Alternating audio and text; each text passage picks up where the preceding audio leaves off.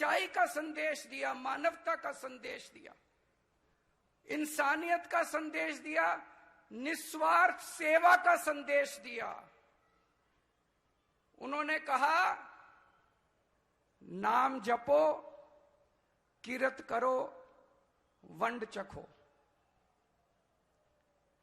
उन्हीं के बताए हुए रास्ते के ऊपर आज हम लोग बहुत छोटे हैं, हम लोगों ने भी बहुत हो सकता है पाप किए हों, लेकिन उनके बताए हुए रास्ते पे इन 3 बातों में बहुत गहराई है। नाम जपो, किरत करो, वंड चखो। उनके बताए हुए रास्ते पे हम अपनी जिंदगी और सरकार को चलाने की कोशिश कर रहे हैं, पूरी ईमानदारी के साथ सरकार चलाने की कोशिश कर रहे हैं।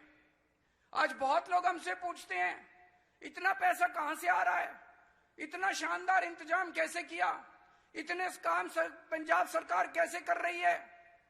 क्योंकि हम गुरु साहब जी के बताए हुए रास्ते पे चल रहे हैं, ईमानदारी से सरकार चला रहे हैं, ईमानदारी से सरकार चला रहे हैं। मैंने चुनाव के वक्त भी वादा किया था, मैं जब चुनाव में पंजाब में आता था आप लोगों के बीच में, मैंने एक ही बात कही थी, ईमानदारी से सरकार चलाएंगे, आपके सरकारी खजाने का एक एक पैसा आपके ऊपर खर्च होगा। आज इस पवित्र स्थान से मैं कहना चाहता हूं, अगर हमने एक पैसे की भी बेईमानी की हो, गुरु महाराज जी जो सजा दें हमें मंजूर है वो सजा। एक पैसे की बेईमानी नहीं की, सरकारी खजाने का एक एक पैसा आपके ऊपर खर्च किया है। आज गरीबों के बच्चों को अच्छी शिक्षा मिलने लगी है, आज गरीब, मरहूम, बीमार लोगों को अच्छा इलाज मिलने लगा है। आनंदपुर साहब में 20 मोहल्ला क्लिनिक अभी चल रहे हैं और रोज मेरे को पता चलता है कि हजारों की तादाद में लोग वहां जाके अपना इलाज करा रहे हैं, फ्री में दवाइयां मिल रही हैं, फ्री में उनका इलाज हो रहा है। पूरे पंजाब के कोने कोने के अंदर 1000 के करीब मोहल्ला क्लिनिक बन चुके हैं। किसानों के लिए इंतजाम किया जा रहा है, किसानों को, कई किसान मुझे बताते हैं 70 साल के बाद पहली बार किसानों के खेत में नहरी पानी पहुंचा है। पहले किसानों को रात को 3-3 बजे उठ के बिजली आती थी, 3-3 बजे सिंचाई करनी पड़ती थी, ट्यूबवेल चलाते थे। आज दिन में 8 घंटे पूरी बिजली मिलती है, आपको रात को उठने की जरूरत नहीं पड़ती। पहले सरकारी नौकरी लेने के लिए रिश्वत देनी पड़ती थी, सिफारिश करनी पड़ती थी, अब आपको मेरिट के आधार पे रिक्शा वाले के बच्चे को, मजदूर के बच्चे को, गरीब के बच्चे को भी पुलिस की नौकरी मिल रही है। पंजाब के अंदर सरकारी नौकरियां मिल रही हैं, बहुत सारे काम किए जा रहे हैं, सड़कें बन रही हैं, बिजली फ्री कर दी। कभी किसी ने सोचा था 90% पंजाब के लोगों को फ्री बिजली मिल रही है। ये सब क्यों हो रहा है? ये सब मैं इसलिए बता रहा हूं, ये कोई राजनीतिक मंच नहीं, केवल इसलिए बता रहा हूं कि गुरु साहब जी द्वारा बताए हुए रास्ते पे ईमानदारी से चल के गरीबों की सेवा करना हमारा मकसद है।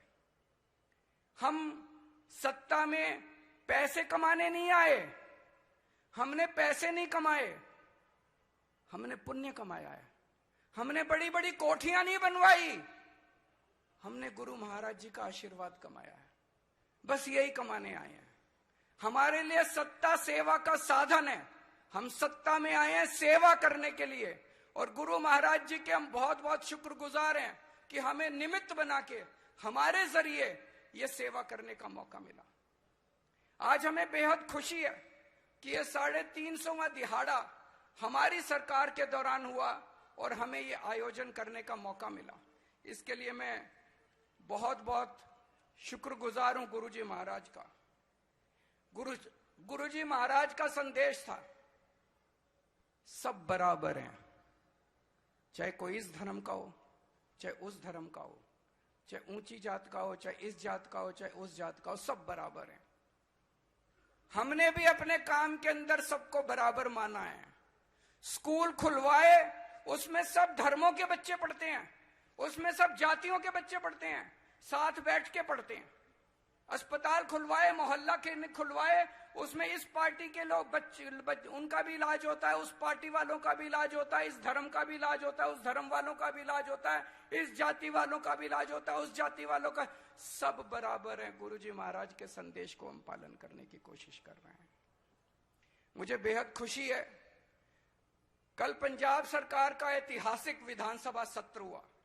इसके लिए मैं मान साहब को बहुत बहुत बधाई देना चाहता हूं कि कल उन्होंने पंजाब सरकार के स्पेशल विधानसभा सत्र में, जो पूरी दुनिया में करोड़ों करोड़ों लोगों की मांग थी कि अमृतसर ओल्ड सिटी, तलवंडी साबो और आनंदपुर साहब को पवित्र स्थान का दर्जा दिया जाए, वो कल विधानसभा सत्र ने पास किया, मंजूरी दी और करोड़ों करोड़ों लोगों की भावनाओं का सम्मान किया गया।